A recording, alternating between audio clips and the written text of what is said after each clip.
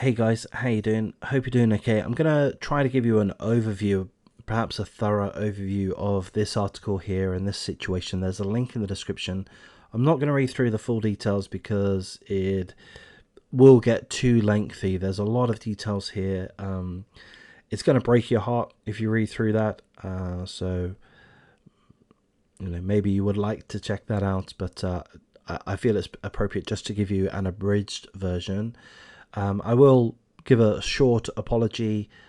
This article was published the 22nd of April. It's now the 27th in Australia. So I am a little bit late in making a video in regards to this subject, but it is very important. So, I do want to go over this. It's another tragic situation of a young child, a boy, Logan Mwangi, 5 years of age, being murdered by his own family, but also having suffered ongoing torture, both physical and mental, emotional torture, much the same as Star Hobson, much the same as Arthur Labinjo Hughes.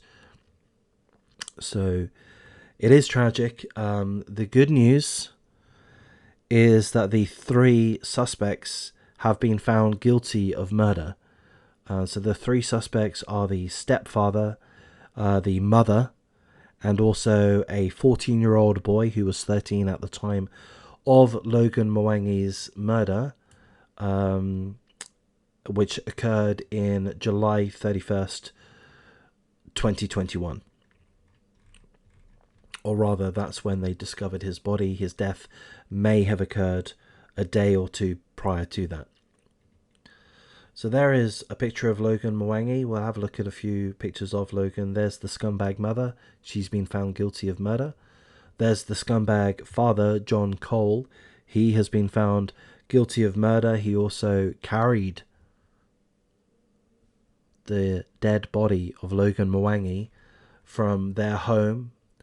We'll see an image of their home, and let me go to it now. There's their home in Bridgend, a little bit outside of Cardiff, South Wales, so around, I believe, half an hour, 40 minutes outside of Cardiff, South Wales.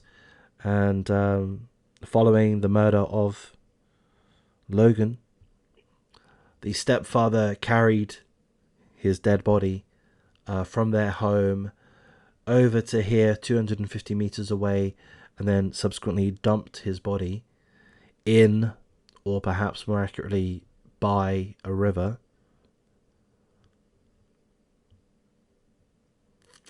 They had the gall, the stepfather and the also the 14-year-old boy, who has not been named due to his age, had the gall the following day when they were searching for Logan.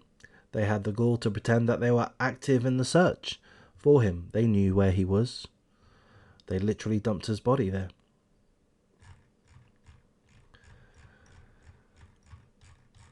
There's a video, we can watch that in a moment, of the mother feigning crocodile tears, worried about her son when she was there when he was killed.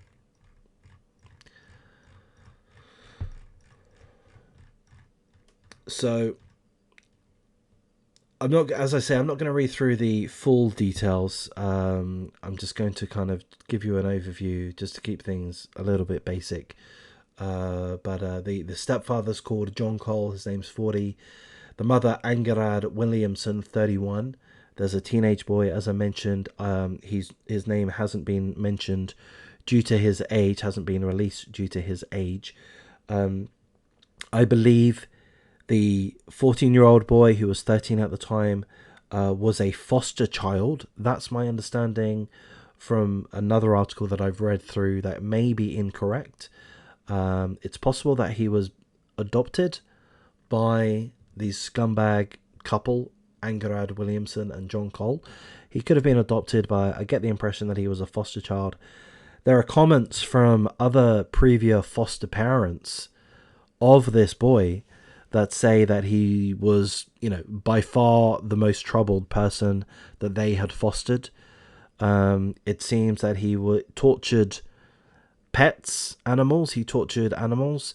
Logan's family's dog. They had a family dog that underwent a surgery, I think, on the pelvis, and this scumbag boy picked up the dog by its hind legs and forced the dog to walk whilst he essentially pulled the hind legs apart, spread them apart, purposefully to inflict excruciating pain on the dog, the family dog.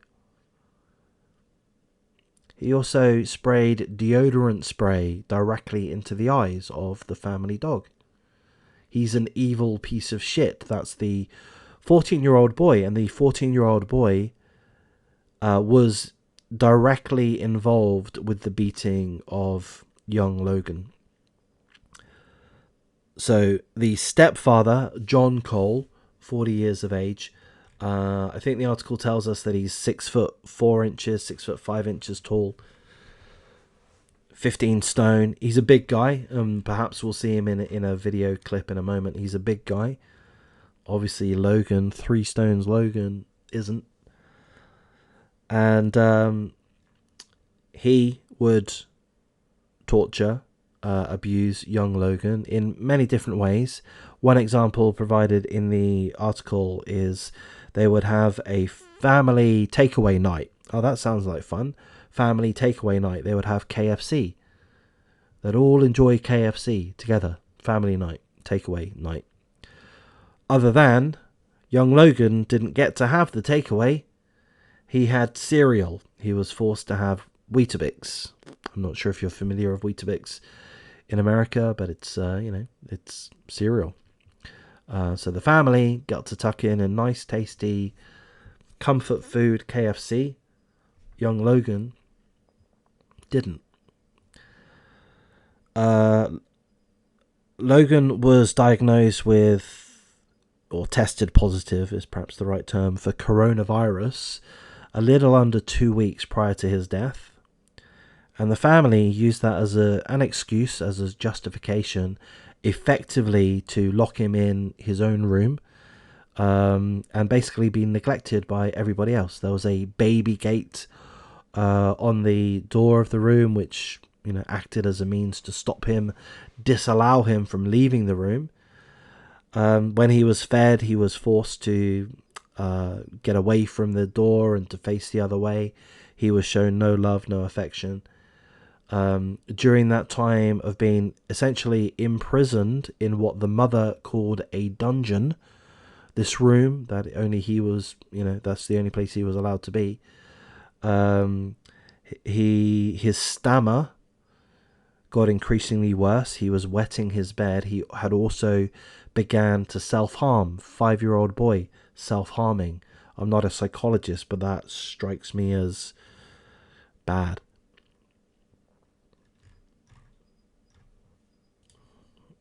The article tells us that the police and the social services have had contact with the family, including due to Logan's injuries, over the course of at least a year.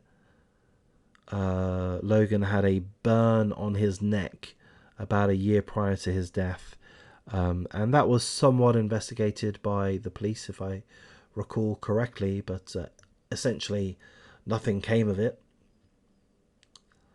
Social workers attended the home the day before Logan's body was found. In another article, I read that the social service workers, caseworkers, were not allowed into the premises. The family were able to use the excuse that Logan had coronavirus, and with that, they were able to push away social services. Apparently, even the teenage boy was abusive towards the social services care workers, telling them to fuck off, or certainly being aggressive to them.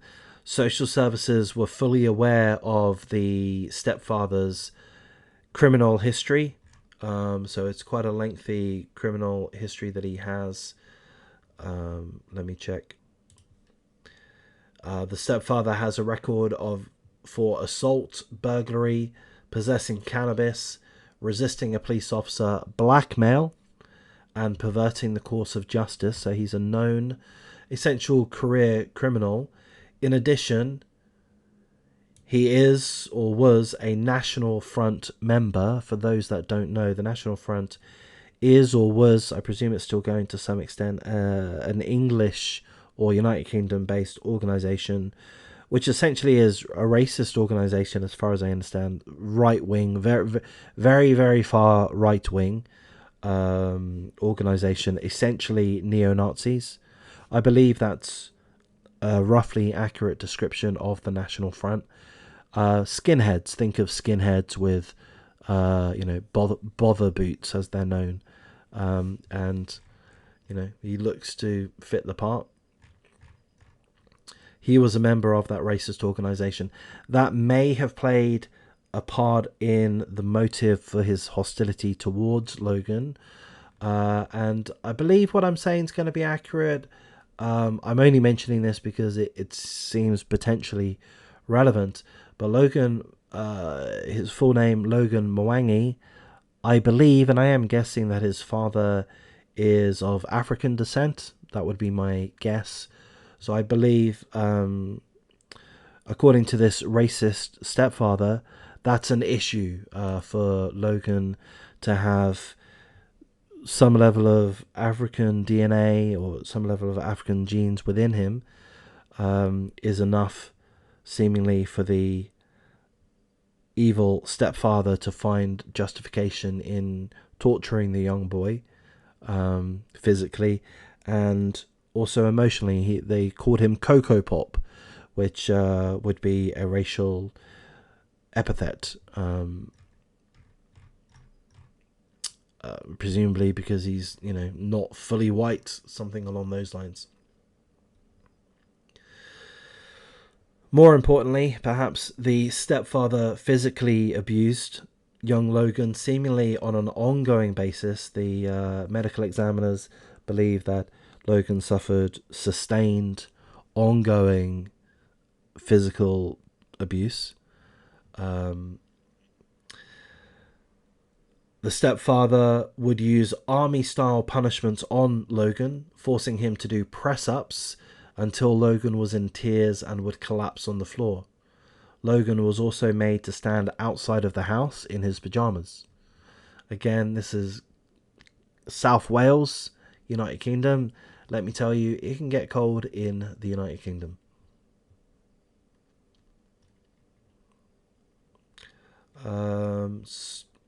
The article tells us that Logan suffered 56 external cuts and bruises, as well as catastrophic internal injuries, which were likened to a high-speed road accident. I'm going to describe one of the physical attacks which we believe happened a day or two prior to Logan's death. I'm going to describe that. So essentially, the mother, during the trial, the mother stated that there was an argument between the stepfather and Logan. I mean, an argument wouldn't be a Logan. It wouldn't have been an argument. It would have just been the stepfather berating Logan. And it was sparked because Logan apparently spilled a drink. He's a 5-year-old boy, scared of his own parents. He spilled a drink. That was justification, seemingly, for the stepfather to punch Logan in the stomach twice. The stepfather also told the teenage boy that if Logan flinched or if he stuttered or stammered, that the teenage boy was to attack him, to physically attack him, which he did. The teenage boy swept, at the instructions of the stepfather, swept Logan. So that's a karate term. The teenage boy was studying karate. He was a green belt, I think I read. So he was making some progress in karate. Not a black belt, not a brown belt, but a green belt. He was making some progress. And he swept Logan off his feet. So some kind of kick, you know, essentially kicking out Logan's legs from underneath him so that he would collapse on the floor with a thud. Now, during that, the teenage boy not only swept Logan off his feet in that regard, but he also pushed Logan's head into the ground. Just like slammed him down as he was falling. So that's a 13-year-old boy at the time. Devastating, physically devastating. A 5-year-old boy.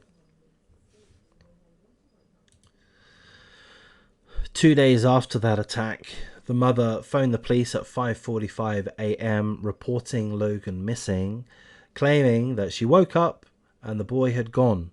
She didn't know why, but she suspected a woman that she knew of taking him. There is an audio clip on this link that you'll see in the description. There is an audio clip of that call, which I won't be playing. There's other clips that you might want to look at. Police searching near the river where Logan's body was found.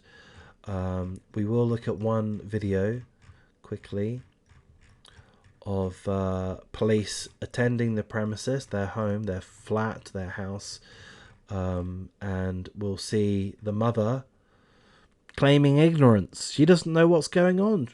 How could she possibly know what's going on? Well, here's one reason how you could have possibly known what's going on is you were there. You were witness to it. You saw it with your own eyes. Your 40-year-old, 6'5" tall, 15 stone stepfather, the boyfriend, as well as a 14-year-old boy or 13-year-old boy at the time, beating the shit out of your own son, killing him, making him sustain horrific injuries such that the medical examiners said that his injuries were akin to that of a high-speed road accident. You were there, you witnessed it, and here she is in this video, which I'll play, and then perhaps I'll wrap things up, and she's denying all knowledge.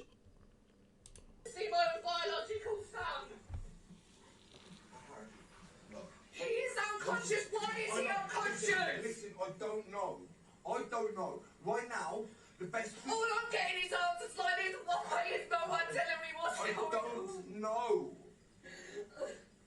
Sweetheart, look. He's please. My baby. What's going on? You need to do your job. Yeah?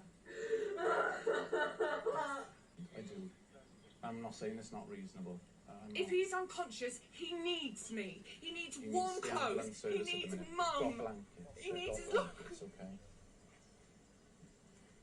I feel so useless. I know. It's all my fault.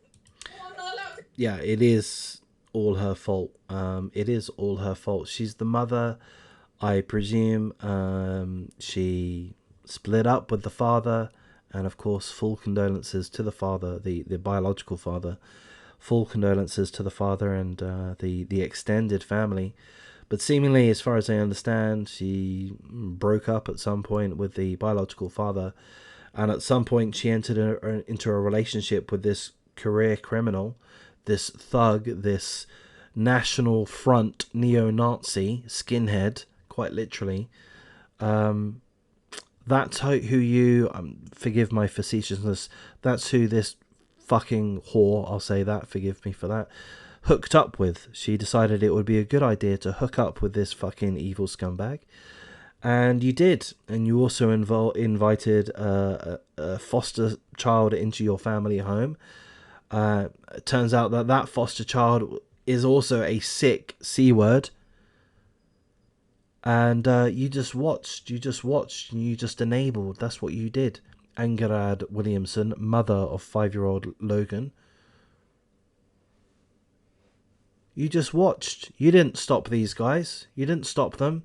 You didn't stop them when you had family takeaway night, all having some fun and games as a family, showing love and support to each other. Oh, yeah, that's right. You didn't show love and support to Logan, did you? No, he was forced to eat Weetabix. For the 2 weeks up until his death, He was forced to stay in what you, the mother, describe as a dungeon, his own room with no contact with anybody else. You didn't care that his stammering was worsening. You didn't care that he was wetting his bed. You didn't care that he was self-harming. You didn't care about anything. You didn't care about anything. So yes, you're right, Angarad Williamson. This is all your fault. That's slightly incorrect. It is your fault, Angarad Williamson, but it's also the fault of these other two scumbags, the stepfather and the teenage boy. The three of them have been found guilty, and that's what we have to be thankful for. Sentencing has not yet taken place. Well, I'll just double check to see when sentencing is going to take place. And again, there are more details in this article. There's quite a lot more details. There are injuries which occurred sometime prior. So Logan suffered a broken arm in August 2020. Initially, Child Services were told that he fell down the stairs. Then it comes to light that the teenage boy broke his arm, broke the 5-year-old's arm. Tells us more details about the teenage boy. He used to go around saying, what does he say? He used to go around saying, "I love kids. I fucking love kids. I love to punch kids in the head. It's orgasmic." That's what he would not only say, but he would sing.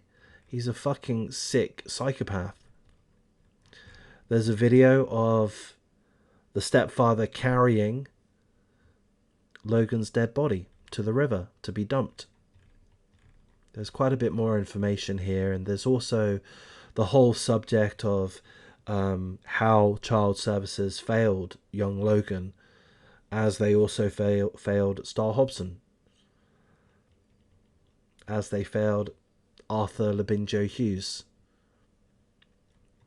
I've made a video in regards to Star Hobson and also Arthur Labinjo Hughes. They're both tragic, and perhaps you'd like to look at the playlist, which will likely appear at the end of this video. Personally, for whatever reason, Arthur Labinjo Hughes touches me in particular. I can't even look at the details there. It is too tragic. There is too much heinous information about what he was put through, and Kirill Matthews suffered dreadfully too. And there's too many cases like this. It's not only occurring in the United States. All 4 of these cases happened in England. In the United Kingdom. So I'm going to wrap things up here. If you do appreciate this kind of coverage of this type of content, please do show me some encouragement, like, comment, subscribe, share the video. I'm just going to check to see when sentencing is due, so bear with me. Okay, so there's no set date for sentencing at this point. So I will almost certainly make an update video, even if it's just a very short video, once that has occurred. This hasn't been the best video, I understand that. I mean, there's a lot of information to go through, and I can't go through it all. It gets a little bit too much. But it is one of the most heartbreaking cases that I've read, and perhaps so because of the details. A lot of other cases we're not necessarily given too much of a look in as to what happened and what suffering was happening prior to the death. And with this case, we do get that. We do get the information there, the data, the videos, the audio recordings, the history of ongoing injuries and suffering, the emotional torture. We're getting a lot of information, which we don't always get. So that's why I think that's why this case, this disgusting murder, touches us more than perhaps others. Perhaps I'm just speaking for myself. And I think it is because of the details there. We're able to